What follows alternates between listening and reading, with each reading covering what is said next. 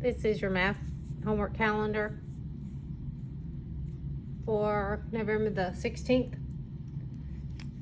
This first question under number and operations in base 10 reads, which of these has the greatest value? And you have 4/10ths, 5/100ths, 50/100ths, and then 1 and 37/1000ths. Well, you're looking at the greatest value. You could use a little T-chart. This T-chart again separates, like this is where the decimal point would fall, separates the whole numbers from the decimal number or the fractional part of a number. 4/10ths would have to go, the 4 would go in the first place to the right of the decimal.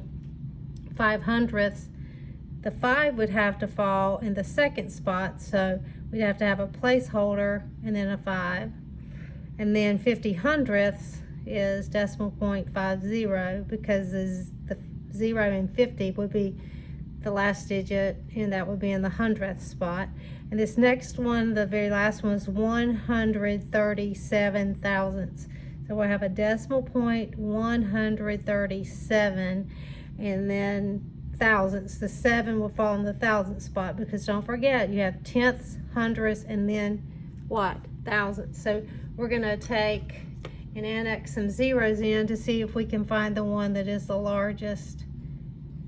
We are annexing the zeros in to make all of these read in thousandths. And it just makes it so much easier to compare that way. So if you look at this one, we have 400 out of 1,000, 50 out of 1,000, a lot less than that, the 400 out of 1,000, 500 out of 1,000, because you've got those 3 spaces there. So this one right here is the largest, 137 thousandths. So it's definitely 50/100ths as being the first or the greatest.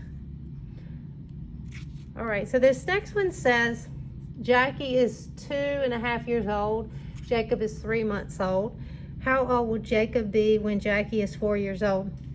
Well, the first thing we need to do, just like with the other problem before, we had to deal with apples to apples, so we turned those all into thousandths, because we had some with tenths, some with hundredths, and some with thousandths. So what we're going to do here is we're going to make sure that Jackie, the 2.5 years, turns into months, so we could indeed compare Jackie versus Jacob. So let's do this now. So what we have to do is we can do 2.5 years, and we can think of equals blank months. How many months are in a year? 12. So we know you have 24 just with this one, and then plus 6. So that would be 30 months. Do you agree? Okay, so Jackie is 30 months old, and Jacob is 3. So how old will Jacob be when Jackie is 4 years old?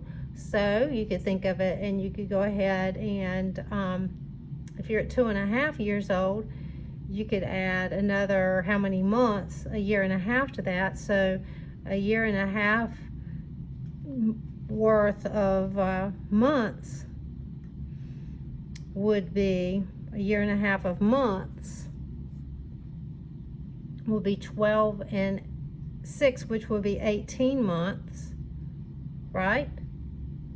You agree with me on that? So that would mean she would be 48 months.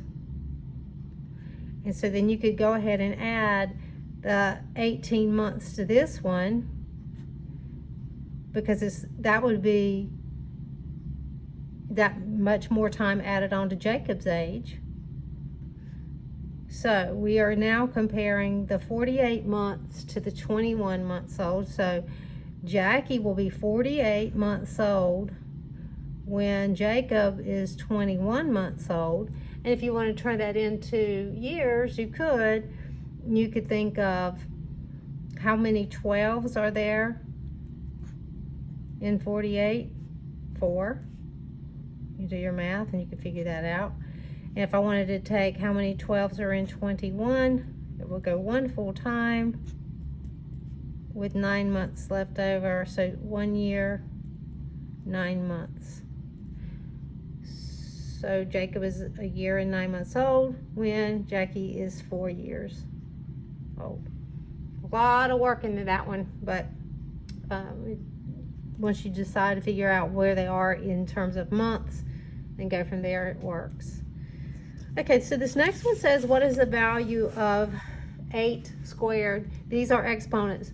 Remember, if it was 8 times 2, they would just write 8 times 2. So that is not what 8 squared means. 8 squared means it has 2 dimensions, and both of those dimensions are 8. 8 times 8, which is what? 64.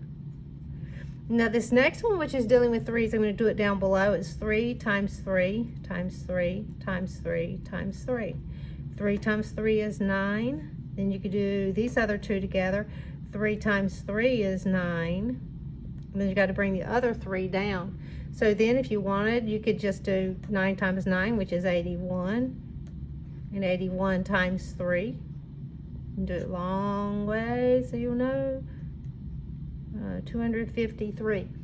Now let's check that with my calculator. You're going to be able to work a little bit and learn how to use these. You should be able to see this pretty well. If we have an exponent, this is how we would use the calculator to show it. We would punch in the 3 because that is our base. We would enter in 3, which is our base, and then what you would do is, once your 3 is in, you would do the little up arrow. You see this little up arrow? I press the up, and that means it has an exponent of 5. And then when I press enter, I'm going to screw that down a little bit so you can see it's 243. And is that what we ended up with? Oh, you know what? Why didn't y'all tell me? 1 times 3 is 3. 3 times 8 is 24. Okay, so I made a mistake. I just got slap happy. So I'm glad we did use this again when you put in your, like if you have the exponent of 8 squared, that would be 8 as your base, then your up arrow, and then to the power of 2 or squared, and that would equal 64. All right, so that first one we did is right, and now the second one we did is correct. Please make sure you're putting your proof on back for this if you don't have enough room below. Now, anytime, not sometimes, but anytime we have a number to the 0 power, it always equals 1. And you can always go back to 10 to the 0 power because that shows us there are no zeros. But anytime you have a number to the 0 power, it always equals 1. And if we did it on the calculator to double check, 7 to the power of 0, it equals 1. Okay, so we're good on that one.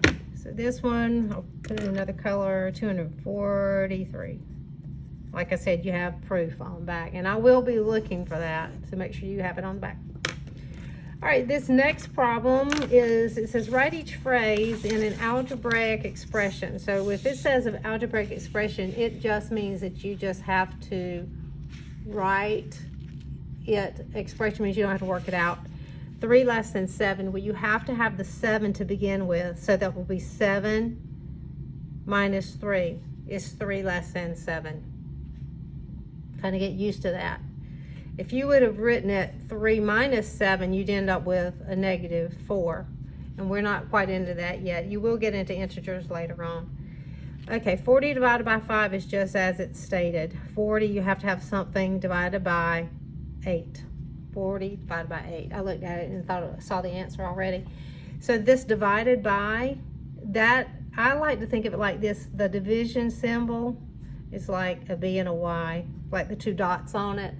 Divided by, it just helps me remember how to name that symbol. Twice the difference of 40 minus 15. So twice the difference. So we know that 40 minus 15 I have to have grouped together.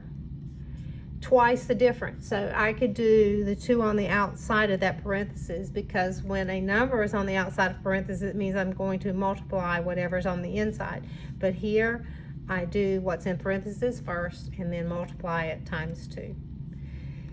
Okay, order is important in subtraction and division. It is very important with order. You have to have your dividend will always go first.